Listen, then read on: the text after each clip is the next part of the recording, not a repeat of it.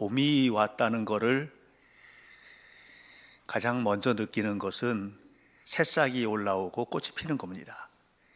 우리 교회 마당에 산수유가 꽃몽오리를 터뜨리기를 시작을 했고요. 우리 동네 읍쪽 밑으로 내려가면 목련, 개나리 이런 것들이 이제 흐드러지게 피는데 많이 펴나려고 지금 몸부림을 치고 있더라고요. 그런데 여러분 아십니까? 이렇게 따뜻한 봄날도 얼어붙은 겨울처럼 보내고 있는 우리의 이웃들이 있다는 것을 아셔야만 합니다. 봄은 오는데 우리의 계절은 언제 돌아올지, 코로나19는 언제 끝날지, 또 고난당하고 있는 우리의 이웃들, 지난 주간에도 몇몇 분들 이렇게 얘기 나누는데 힘든 얘기들을 좀 들었는데요. 이런 일들은 어떻게 잘 원만하게 하나님의 은혜 속에서 해결될지, 여러분 우리 모든 마음을 다해서 우리의 이웃들이 봄처럼 따뜻한 일들로 회복될 수 있도록 축복하고 사랑하면서 찬양하겠습니다.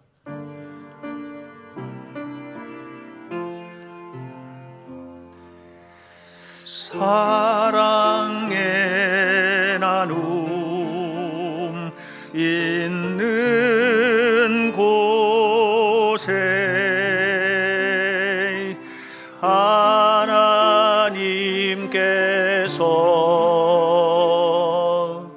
계시도다.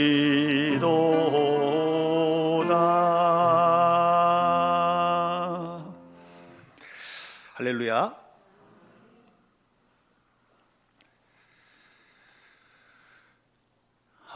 저희가 올해 우리 교회 표어를 예수님 마음으로 살아가는 하나님 백성 공동체 이렇게 정하고 첫 주에 빌립보서 2장 5절 말씀을 가지고 여러분들과 함께 올해 우리 교회 표어가 우리 교회를 향하신 하나님의 마음이다 하는 그런 얘기를 드렸습니다. 다시 말하면 예수님 마음으로 살아가는 게 마땅한데 예수님을 믿는 우리도 사실 예수님 마음으로 살아가지 못하는 이런 모습들을 바라보면서 하나님이 얼마나 안타까워하실지, 그래서 올해 우리가 그리스도인답게 산다는 게 뭘까 하고 베드로 후서 1장 1절부터 사실 12절까지의 말씀을 집중해서 봐야 되는데요.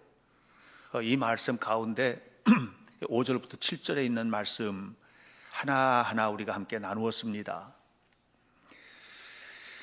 오늘은 그리스도인으로 살아가는 데 있어서 그냥 이것 하나면 내가 믿음이 이만큼 돼, 내가 얼마나 오랫동안 신앙생활을 했어, 이런 거 다 상관없이 이것 하나 보면 그래, 예수 믿는 사람은 저렇게 사는 거지 하고 말할 수 있는 요소, 사랑입니다. 사랑에 관한 이야기를 좀 얘기하려고 합니다. 고린도전서 13장을 우리는 흔히 사랑장 이렇게 얘기하는데요. 이 고린도전서 13장에는 사랑은 이런 거예요 하고 이야기를 해주고 있거든요. 사실 하나님의 사랑, 특별히 우리가 이야기하고 있는 그리스도의 사랑에 관한 이야기는 십자가에서 다 보여주셨죠. 예수님이 십자가에서 보여주셨던 그 사랑, 그것이 무엇인지에 대하여 고린도전서 13장에서 1절부터 13절까지 쭉 설명을 해주고 있습니다.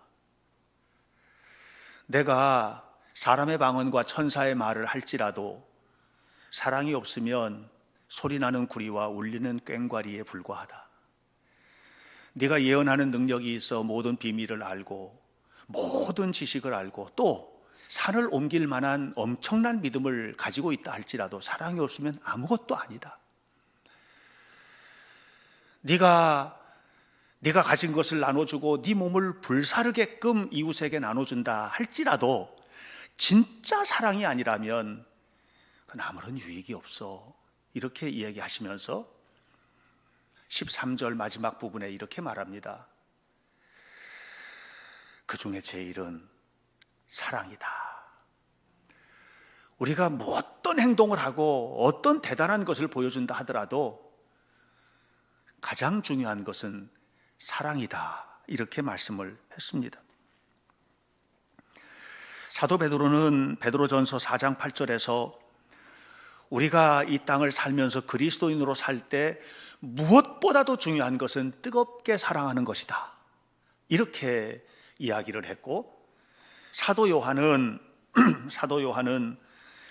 우리가 하나님께로부터 태어났고 하나님께 속하였고 하나님께로부터 구원받았고 하나님의 은혜 속에서 살아간다면 분명히 알아야 될 게 있다. 하나님은 사랑이야. 이렇게 이야기를 했습니다. 여러분, 사실 사도 요한은 사랑의 사도라고 이야기하지만 그분은 원래부터 태생적으로 사랑할 수 있었던 사람이 아닙니다. 요한은 예수님이 별명을 붙여줬잖아요. 보아너게, 천둥 번개 같은 아들, 이렇게 별명을 붙여줬거든요.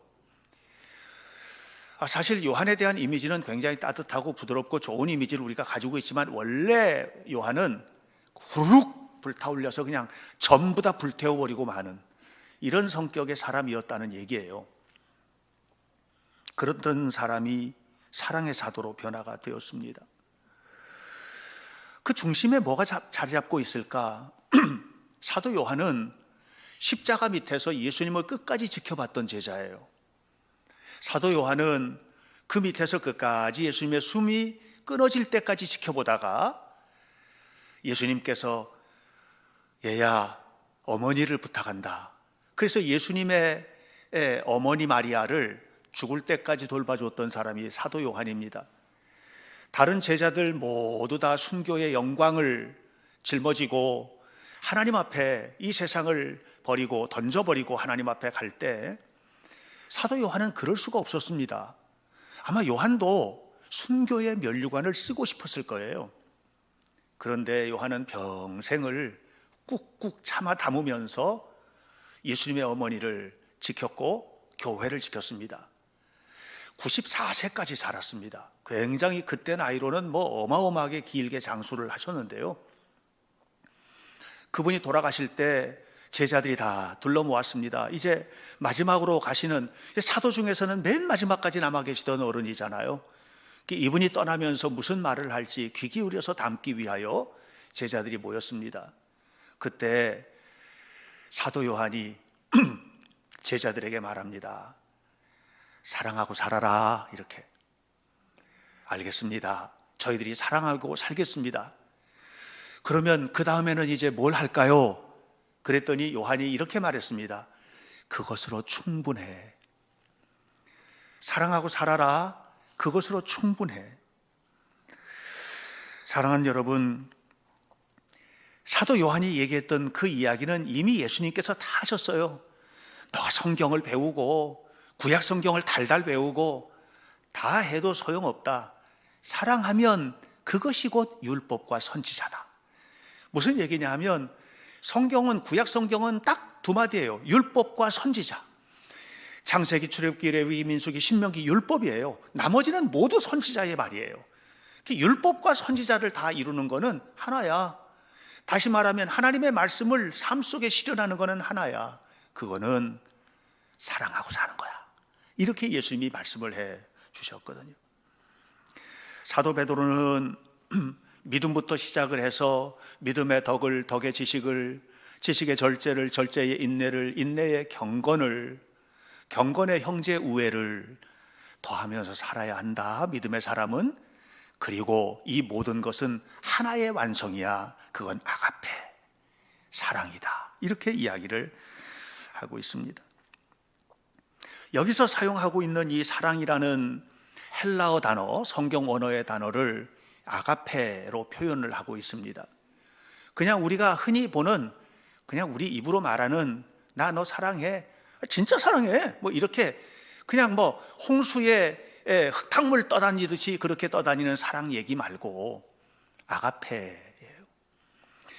사실 사랑은 크게 보면 두 가지로 분류할 수 있습니다. 하나는 조건 때문에 사랑하는 거거든요. 야, 난 너를 진짜 못 봐주겠다. 네가 내 자식이니까 봐주는 거야. 자식이니까. 당신 그럴 수 있어? 내 마누라만 아니면 용서 못해? 이게 무슨 얘기예요?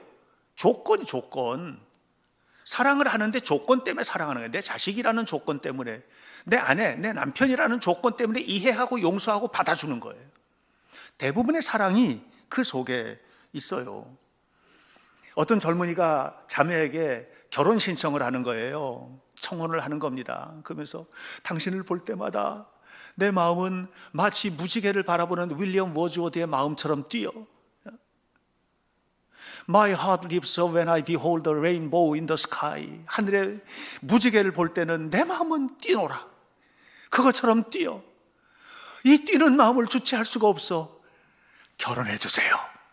이게 뭐냐면 조건이거든요. 조건. 그러니까 우리가 이렇게 조건의 사랑을 해요. 그런데 아가페는 그런 사랑이 아니에요. 감정이 전혀 없는 건 아니에요. 사랑의 감정이 있으니까 사랑을 하는 거죠. 근데 이 감정은 나로부터 나오는 게 아니에요. 우리 안에 예수님의 마음을 품은 거예요. 심장이 예수님의 심장으로 교체되었어요. 그렇게 예수님의 설레임으로 사랑하는 거예요. 주님 때문에 사랑하는 거예요. 주님의 마음으로 사랑하는 거예요. 감정이 있어요. 근데 이 감정은 세상적인 감정이 아닌 감정이에요. 그러다 보니까 내 감정으로는 사랑할 수 없는데 주님의 마음으로 사랑하는, 이게 무조건적 사랑이라고 하거든요. 이런 사랑을 이야기를 하는 겁니다. 이런 사랑을 일컬어서 우리는 뭐뭐에도 불구하고 이렇게 표현을 주로 합니다. 다시 말하면 네가 그럼에도 불구하고 사랑해, 뭐 이런 거거든요. 사실 보통 일반적으로 사랑은 뭐뭐 때문에 사랑하는 거거든요. 네가 나한테 그렇게 좋은 일을 해줘서 너무 고마워. 내가 그걸 잊을 수가 없어. 그래서 나도 너에게 이렇게 선물을 하는 거야. 왜요? 그에게 받은 은혜 때문에 내가 갚아주는 거거든요. 집사님이 나에게, 권사님이 나에게 그렇게 기도를 해주셔서 고마워요. 그래서 나도 기도하지 않을 수는 없어요. 뭐뭐 때문에가 거기 항상 들어가요. 이게 조건이에요. 그런데 아가페는 뭐뭐에도 불구하고라는 거예요. 이 말을 여러분 쉽게 설명할게. 잘 들어보세요. 여러분 혹시 묻지마 살인 들어보셨죠? 묻지마. 이유가 없는데 때려 죽이는 거예요. 이런 일들이 많아요. 길 가다가 그냥 나는 죽을 만한 일을 안 했어. 내가 얻어맞을 만한 일을 하지를 않았어. 근데 와서 그냥 때렸어요. 이런 것을 일컬어서 묻지마 살인, 묻지마 폭행이라고 이렇게 이 사회가 이름을 붙였어요. 아가페는 뭐냐 하면 거꾸로예요. 이유가 없는데 사랑을 하는 거예요. 내가 이런 사랑을 받을 만한 이유가 없는데 사랑을 저 사람이 해주는 거예요. 묻지마 사랑이야. 묻지마 사랑. 이 사랑을 우리가 해야 된다는 거예요.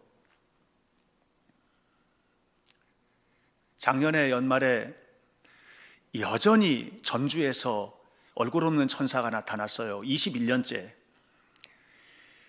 이 사람은 전주의 노송동이라는 곳에 사는지 다른 곳에 사는지는 알 수 없지만 그곳에 있는 복지관, 복지센터 앞에다 박스에다가 돈을 담아서 갖다 놓고 사라져요. 누군지도 몰라요. 지금도 누군지 모르는 거예요. 그분이 누군지.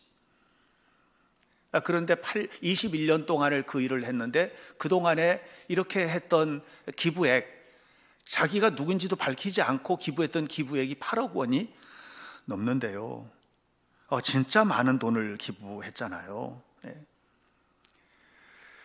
근데 그렇게 했는데 어느 해에는 그걸 누가 그냥 몰래 가져가 가지고 낭패를 본 적도 있고 막 그랬었나 봐요. 그래서 작년 12월 달에는 이분이 그냥 그 복지관 앞에다 놓지 않고 교회 안에다가 갖다 놓고 교회 두었으니 찾아가세요, 이렇게 했다고 그러더라고요. 그런 걸 보면 그분이 신앙인이 아닐까? 이렇게 이제 추측을 저는 하는 거예요. 신앙인들이 되게 그렇게 착하게 살아요. 그러니까 이게 뭐냐면 아무 이유가 없는 거예요. 저분이 왜 이렇게 하지? 그냥 사랑하는 거예요. 이게 뭐예요? 뭐뭐에도 불구하고. 무슨 말? 묻지마 사랑이에요. 묻지마 사랑. 저는 우리 현대교회 성도들이 좀 그런 사랑을 할 수 있으면 좋겠어요. 그런데 우리가 사실 살면서 사랑해야 될 조건이 충분한데도 그렇게 못 사는 경우들이 얼마나 많아요. 가족 안에서도 사랑해야 될 조건이 충분하잖아요. 가족인데요.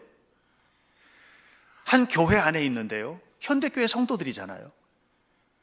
그럼 우리는 모두 다 어느 교회 다니세요? 현대교회 다닙니다.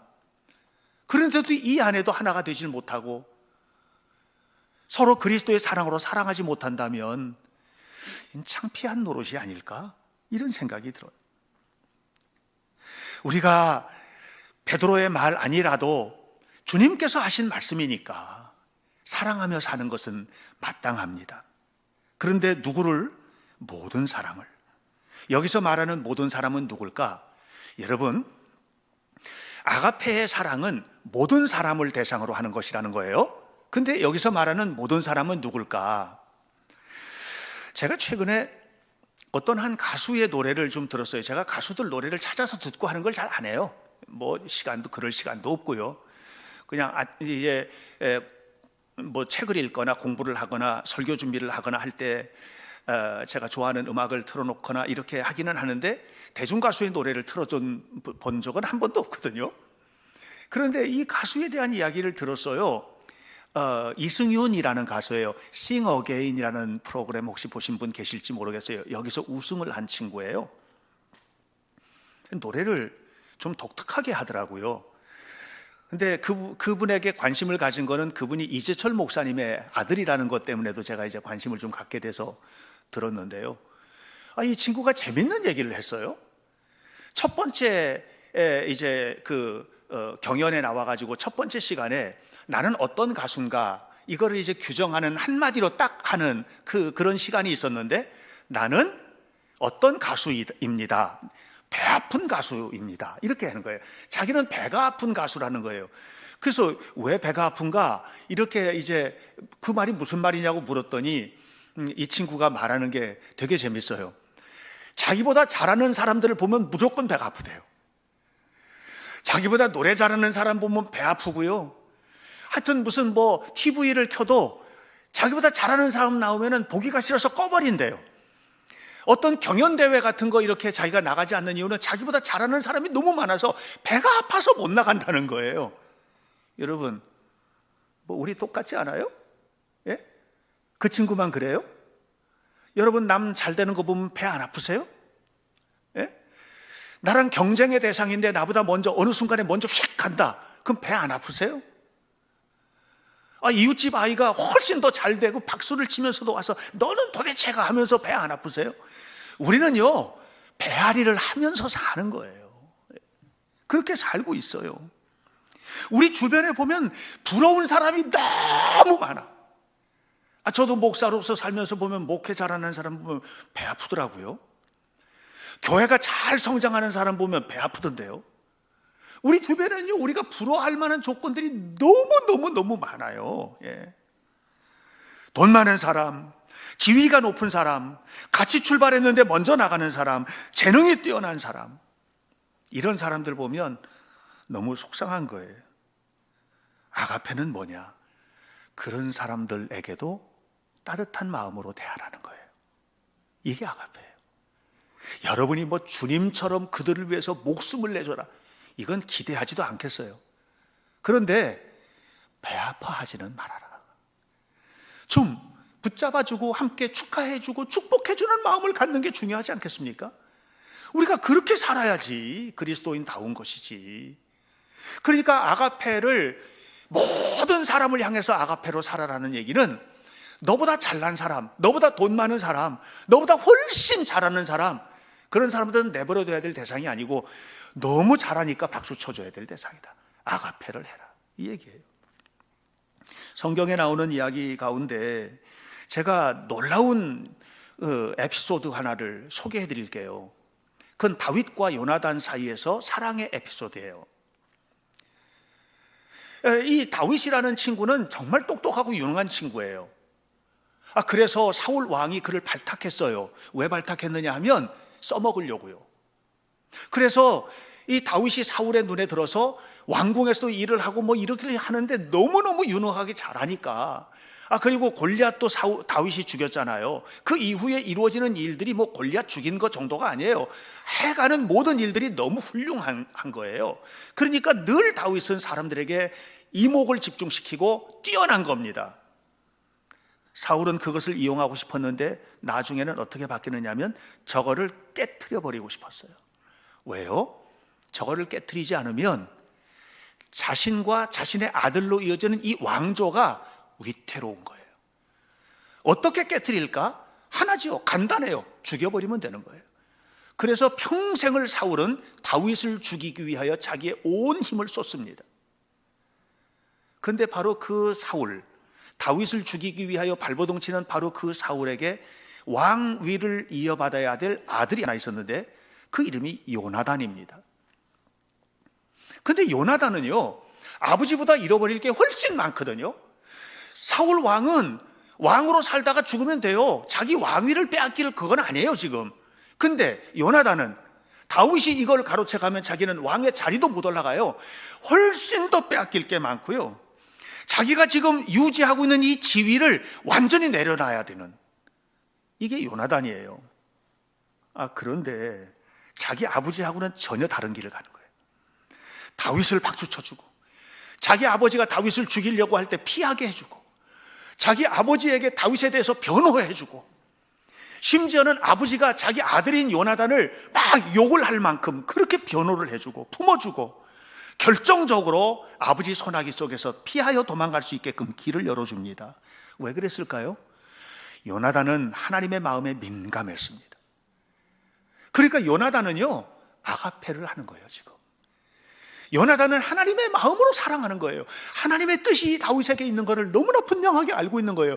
그래서 자기의 지위에 결정적으로 위협이 될 수 있는 이 다윗이라는 친구를 품고 안아주는 거예요. 하나님의 구원의 역사가 흘러갈 수 있게끔 물꼬를 터주는 거예요. 여러분들도 그렇게 사시면 안 돼요. 하나님이 그러면 여러분을 버리시겠어요? 절대로 버리지 않아요. 더 크게 쓰시고 더 놀랍게 쓰실 거예요. 하나님 앞에서 우리가 아가페로 사는 것은 이렇게 훌륭하고 잘 나가는 사람을 뒤에서 밀어주고 격려해주고 박수 쳐주는 거, 이게 아가페예요. 뿐만 아니에요. 제가 언젠가 읽었던 책 가운데 루안다 내전 때 있었던 일에 관한 글을 읽은 적이 있어요. 아프리카 루안다에서 내전이 일어나서 사람들이 다 죽는데 어떤 자매, 어떤 여자아이가 엄마도 죽고 아빠도 죽고 가족도 죽고 친구들도 죽고 이웃들도 죽고 사랑하는 사람들이 이 내전 때 반군에 의해서 다 죽은 거예요. 941생으로 목숨을 살아난 이 여자아이가 쓰레기통에서 음식 주워 먹으면서 가까스로 생명을 연명을 하고, 그리고 캐나다로 가게 돼요. 망명을 하게 되는 거예요. 캐나다에서 받아줘요. 여기서 자랐어요. 그리고 참으로 놀랍게 믿음으로 살았던 이 자매에게 좋은 믿음의 동반자가 생겼어요. 의사하고 결혼을 해요. 그리고 이 두 사람이 결혼한 후에 뭐 했는 줄 아세요? 루안다로 간 거예요. 거기는 원수들의 나라예요. 자기의 사랑하는 사람들을 몽땅 다 죽여버린 사람들이 살고 있고 여전히 집권을 하고 있는 바로 그런 나라예요. 그곳으로 갔어요. 그리고 그곳에서 마음을 다하여서 사람들을 돌봐주고 병자들을 치료해주고 그렇게 했어요. 이런 사실들이 알게 되니까 인터뷰를 하잖아요. 어떻게 그럴 수 있느냐고. 그때 이렇게 말했습니다. 나의 부모와 형제를 죽이고 나를 죽이려 한 사람들을 사랑하는 것은 너무 힘든 일입니다. 그럼에도 불구하고 이 일을 하게 되는 이유는 내 마음에 주님이 계시기 때문입니다. 여러분 마음에 주님이 계십니까? 그러면 이 원수 같은 사람들도 사랑을 하는 거예요. 이게 아가페예요. 저는 우리 성도들이 살면서 원수 맺는 철천지 원수 같은, 이게 철천지 원수들이거든요. 이런 사람들 없으시기를 바라요. 그러나 살다 보면 철천지 원수는 아니어도 원수 맺고 살 수밖에 없는 사람들 생겨요. 안 맺는 방법은 하나예요. 사랑하는 거예요. 이게 아가페예요. 예수님은 별 볼 일 없는 사람들도 사랑하셨어요. 문둥병자, 눈먼 자, 세리, 창기, 버림받은 자, 고아, 과부 이런 사람들을 다 품어주셨어요. 아무도 품어주지 않는 문둥병자를 예수님이 안아주셨어요. 12회나 혈루증으로다가 피를 쏟으면서 사람들에게 부정한 여자라고 말했던 그런 여자를 만져주셨어요. 그리고서 놀랍지요? 이 더러운 것이 예수님을 만지면 예수님이 더러워지는 것이 아니라 더러운 것이 예수님을 만졌는데 그 더러운 것이 정결하게 되었어요. 여러분, 아가페는요, 세상을 정결하게 만들어요. 여러분, 가정이 이런 사랑으로 사랑하셔야 돼요. 그래야 가정이 정결해져요. 우리 교회가 이런 사랑으로 사랑을 하고 살아야 돼요. 그래야 이 교회가 하나님 나라예요. 비난할 일들이 너무 많아도, 손가락질 할 일이 충분해도 그래도 사랑하는 거예요. 이게 믿음이에요. 믿음의 덕을, 덕의 지식을, 지식의 절제를, 절제의 인내를, 인내의 경건을, 경건의 형제우애를, 형제우애의 사랑을 더하는 거예요. 믿음이에요. 믿음은 사랑을 통해서 증명되는 거예요. 저는 우리 현대교회 성도들이 이렇게 살게 되길 바랍니다. 그냥 못된 짓 하는 거를 격려해 주라는 게 아니에요.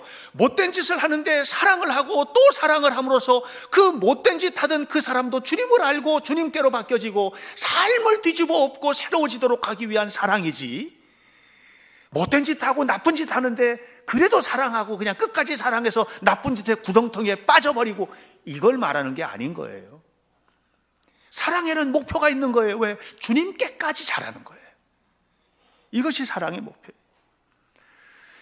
그렇다면 모든 사람, 우리 주변에 사랑의 대상이 아닌 사람이 없는데 정말 사랑해야 될 아가페의 대상은 누굴까? 너예요, 너. 지난주에 제가 이 필라델피아, 형제우애라는 히브리 원어가 필라델피아라고 얘기를 드렸어요. 필라델피아는 박애나 자애, 자비 이런 것처럼 멀리 있는 사람들에게도 펼칠 수 있는 그런 사랑이 아니고 눈앞에 있는 사람과의 관계 속에서 펼쳐지는 필라델피아, 사랑의 관계라고 얘기를 드렸어요. 아가페 똑같아요. 여러분, 우리가 아가페를 실천해야 될 대상이 누구냐 하면 바로 눈앞에 있는 너예요, 너.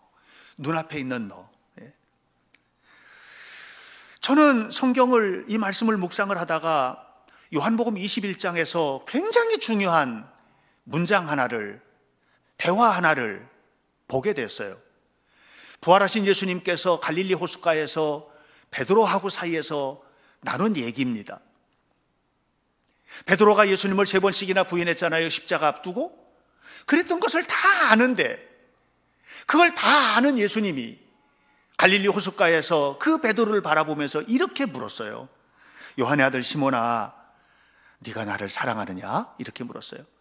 저는 거기에서 딱 멈추고 그 다음으로 한 글자도 더 나가질 않는 거예요. 제 시선이. 요한의 아들 시몬아, 네가 나를 사랑하느냐? 그냥 거기에 저는 끊임없이 그것만, 마치 망가진 그 레코드가 돌아가듯이, 요한의 아들 시몬아, 네가 나를 사랑하느냐? 요한의 아들 시몬아, 네가 나를 사랑하느냐? 이것만 계속 도는 거예요. 내 머릿속에 메아리처럼 계속해서 요한의 아들 시몬아, 네가 나를 사랑하느냐? 왜 그러는 줄 아세요? 이걸 읽는데 갑자기 이런 생각이 드는 거예요. 베드로가 이 말을 예수님께만 들었을까? 이런 생각이 드는 거예요.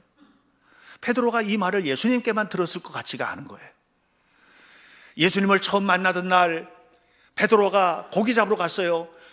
아내는 집에서 이제 고기 잡아오면 맛있게 먹고 남은 거 갖다 팔고, 애들 오늘로 말하면 학비도 되고 이것도 저것도 이번 달에 월세 나가야 되는 건 뭐 있고 공과금은 뭐가 나가야 되고, 이런 계산을 했을 거예요. 그런데 어느 날 남편이 오는데 빈손으로 덜렁덜렁 들어오더니 나 예수님 따라가야 되겠다고 떠나버리는 거예요. 그분이 내 생명과 같은 분이라고, 내가 오늘 선생님을 만났다고 떠나버리는 거예요. 그리고는 잊어버릴 만하면 한 번씩 오는데 집안 꼴이고 뭐고 이게 신경도 안 쓰는 거예요. 그때 아내가 뭐라 그랬을까? 당신 나 사랑해? 이렇게 말하지 않았을까? 힘들고 힘든 가운데 있는 자식들은 아버지에게 아버지 노릇 좀 하셔야 되지 않아요? 하면서 뭐라 그랬을까? 아버지 우리 사랑하세요? 이렇게 말하지 않았을까?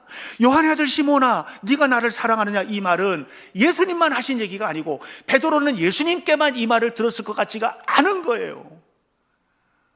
여러분 어떻게 생각하세요? 그런데 예수님과 부활하신 예수님을 만나고 예수님과 대화를 나누면서 이 짧은 대화들 속에서 베드로의 머릿속에는 수많은 것들이 떠올랐을 거예요. 그리고 그 순간이, 그리고 사도행전 2장에서 성령의 강림, 성령의 역사를 경험한 그 순간이 베드로의 심장을 바꿔치기 하는, 다시 말하면 예수님의 마음을 품는 기회였어요. 예수님의 마음을 품은 베드로는 전혀 달라졌어요. 어떻게 달라졌는지 목사님이 아십니까? 물어보시면 제가 증거를 드릴게요. 고린도전서 9장 5절을 보면 베드로의 아내에 관한 이야기가 나와요. 이렇게 말합니다. 사도 바울이 한 얘기예요.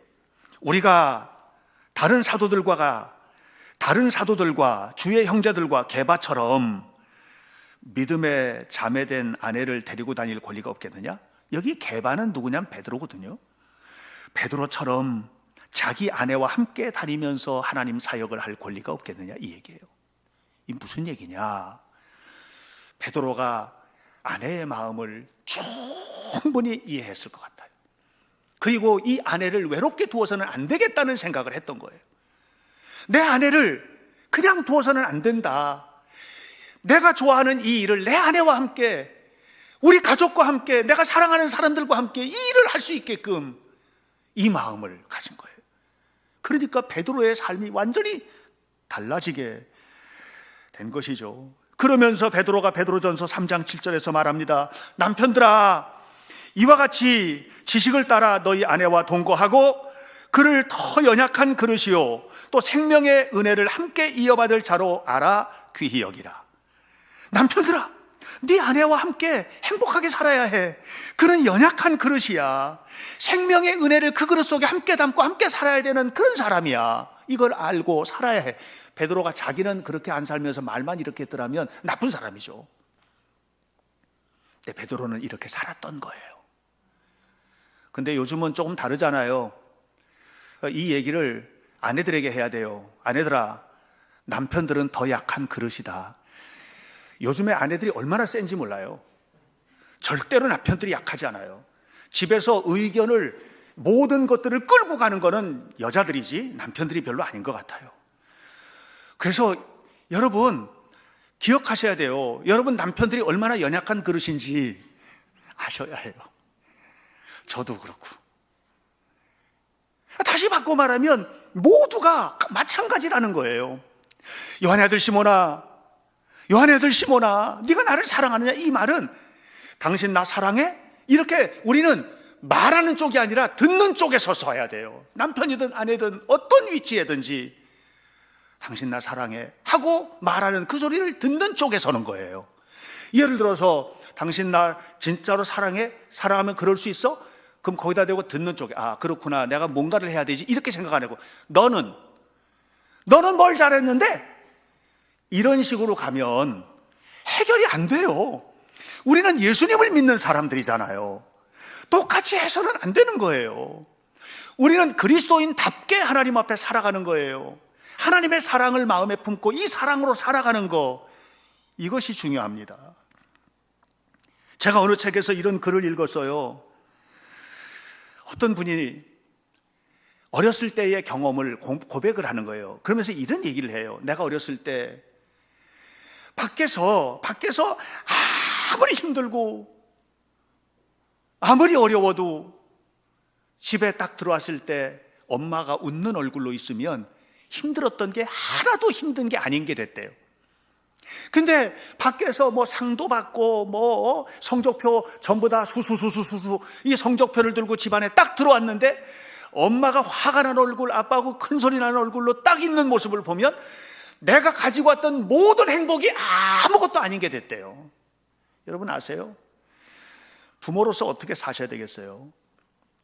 여러분 아내로서, 남편으로서 어떻게 사셔야 되겠어요? 여러분 성도로서 어떻게 사셔야 되겠어요? 저는 목사잖아요. 저는 목사이기 때문에 성도들이 교회 와서 하나님의 말씀을 들을 때, 또는 교회 와가지고 뭔가를 할 때 교회 들어오는 자체가 행복했으면 좋겠어요. 그래서 저도 마찬가지고 우리 김 목사나 교육자들 모두가 다 마찬가지인데 그런 분위기를 만들기 위해서 애를 쓰고 있어요. 여러분, 오늘 우리는 모두가 다 이 땅 위에 이루어진 하나님의 나라를 꿈꾸고 하나님의 나라를 소망하며 살 수 있도록 최선을 다해야만 합니다. 주님을 만난 베드로는 예수님을 상사병 걸린 사람처럼 사랑했습니다. 그런데 예수님만 그렇게 사랑한 게 아닙니다. 아내도 그렇게 사랑했고, 양떼들도 그렇게 사랑했고, 자녀들도 그렇게 사랑했을 거예요. 믿음이 뭡니까? 여러분, 믿음이 뭐예요? 난 믿음이 이만큼 커요. 그게 믿음이에요? 믿음이 뭡니까? 내가 그래도 20년을 믿었습니다. 30년을 믿었습니까? 그겁니까? 내가 그래도 장로예요. 권사예요. 그게 믿음을 알려주는 표입니까? 아닙니다. 믿음은 뭐냐? 사랑하는 겁니다. 사랑하는 겁니다. 서로 사랑하며 사는 것입니다. 그냥 사랑하고 사는 것입니다. 이게 믿음입니다. 예수님은 우리에게 말씀하셨습니다. 제자들에게 발을 막 씻겨주시면서, 예수님, 제가 해야 되는데, 아니야, 내가 할게. 너희들이 해야 될 때가 있을 거야. 제가 해야 되는데, 그래, 알았어.